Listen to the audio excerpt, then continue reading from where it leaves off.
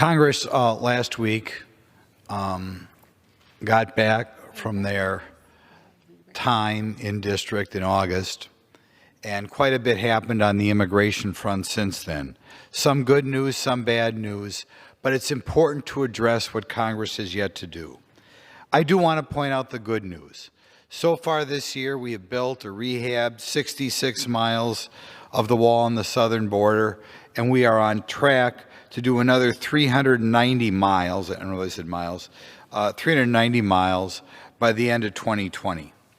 When that is done, we will have built 700 miles along the 2,000-mile border. Some more will probably have to be done at that time, but we are at last doing this. The other good news is that it's a tremendous wall. That wall is going to be 30 feet high and 6 feet under the ground. I have been down there looking at parts of that wall. Things will be done on top of the wall, making it still more difficult to get over. I am told that so far 4 people have tried to get across the wall and all have failed. For those people who thought a wall does not work, I suggest that they look at that wall that is currently being built. I will point out the USA will not be the first country to have a success with a wall. Israel along the Egyptian border has a wall. India along the Bangladesh border has a wall. A wall, quite frankly, a border a lot longer than the American-Mexican border. And Hungary has a considerable border wall with Serbia. All those other walls are effective. I am glad that the United States is finally getting going on the wall. The next thing I'll count as good news on the immigration front is I was able to attend a ceremony in which legal immigrants were being sworn in Milwaukee. Every year, even in a city as small as Milwaukee, or every month, about 400 new citizens are being sworn in, and neither Donald Trump nor virtually any Republican that I am aware of wants to stop those 400 new citizens coming here each month. It's very exhilarating to talk to them. So many of them have already founded their own businesses. Obviously, the rest already have jobs, have spent a considerable time working in this country, and are very proud to renounce the citizenship of their native land and become American citizens. Overall, we swear in 700,000 new citizens a year and have 4 million people on work visas. But there's other news that probably can be considered not quite as good. We had 640,000 people cross the border in August, or 64,000 people cross the border in August. That's down from 144,000 in May, but it's still 20,000 more than it was last year. And when we talk about 64,000 people being processed into this country or processed at the border, we don't include other people who haven't even been caught. And those are the most dangerous people of all. Many of the people being processed on the border feel they will be able to legally come in this country through an asylum process. When people are not checking themselves in at the border, it means they feel they have to sneak through the border and probably have something to hide. And while the Border Patrol doesn't know exactly how many people they're not processing, they are guessing it's over 10,000 people a month. That's certainly something that has to be addressed. So the question is, when we look at these problems that are still, the next thing to talk about as far as people coming across the border, why is it higher than it was a year ago? And why is that still higher than it was 20 or 30 years ago? Some people think the reason so many people try to come across our borders that things are worse in other countries. That's not so. There were times in the relatively recent past in which we had outright civil wars in Central America. People did not come to the United States, even though there were civil wars in their home country, because they felt they couldn't. They felt the United States would enforce its current immigration laws. The reason we had so many more people try to get in here in the past year is because the word was out in other countries, and the word was out among the cartels who escort so many people in this country, that the United States was not enforcing its immigration laws. I was at the border again at the end of July, and it was interesting to hear from the Border Patrol that at the time Donald Trump was first elected, they were almost bored at the border. There was nobody trying to come in here. And why was that? It's because Donald Trump ran on immigration reform, immigration stability, and they felt they wouldn't have a chance to come in the United States. The reason we had 64,000 people checked in at the border, plus who knows how many sneaking across in August, is the word is still out in other countries. The United States is not enforcing its laws. Now, the question is, what can we do to stop the floodgates of 60,000 people still coming here? First of all, we need more personnel. As we've had a flood of more people coming on the Border Patrol has to spend their time on paperwork, and their Border Patrol has to spend their time babysitting children, not guarding the border. These new employees are less costly than the Border Patrol.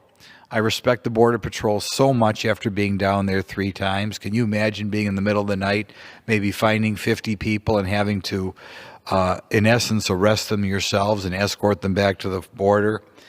We could use some personnel to do, I don't know what I can refer to it as, the babysitting part of the job, the paperwork part of the job, to free up the Border Patrol so they can enforce the border. Secondly, this Congress that is so quick to spend money on anything can give us more technology at the points of entry. And I would also add more dogs at the point of entry, which do such a great job of identifying people trying to sneak across. Another thing that Congress should do is get rid of birthright citizenship. When I was at the El Paso sector and saw people waiting to come in, it was obvious there were a disproportionate number of pregnant women coming in this country, which is what we've heard.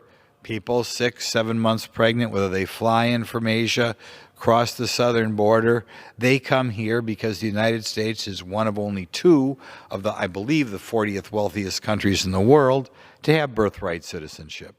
Donald Trump had promised to get rid of that when he first ran for election, and I hope that's something he follows up on. Another problem we have is that right now, families are still allowed in the United States under the Flores settlement after they are here for maybe 20 days. If they were here for 60 days, they wouldn't be able to sneak in this country and disappear into kind of the ether, but they would be able to stay here until they have their court hearing. It is so important for this Congress to pass a law saying that you can keep these families at the border or not let them in the United States for at least 60 days pending their court hearing.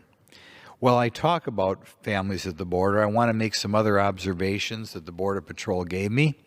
First of all, it frustrates them that people coming here get so much better health care than people who are already here. In America, the vast majority of us, I believe, have some sort of large deductible. They have co-pays. People coming from other countries when they come to the border are given whatever they want, anything wrong. And I can understand we don't want anything bad to happen to people. It is an inducement for more people to sneak in here as long as we give away free medical care. The next thing that we need is the ability to return children to their parents. Under current law, we can return unaccompanied children to their parents in Canada and Mexico. We cannot do that to Central American countries, and the Central American countries are frustrated that we are taking their youth and bringing them to the United States. These bills are available to be brought to the floor. It is time that Congress act and say we are not going to tear apart families. If we catch a 15-year-old coming into this country from Honduras, we should be able to return them to their parents in Honduras. We shouldn't, as under current law, be required to keep them in this country. It is kind of the ugly American at the worst that we tear apart families and take young children who have fled their parents. The next thing that we have to do is we have to raise the standard of credible fear. We cannot continue to have people come into this country sometimes without the strongest evidence that they are genuinely in fear from what's going on in the country, particularly because attorneys right now, immigration attorneys, assist people in allowing them to come into our country.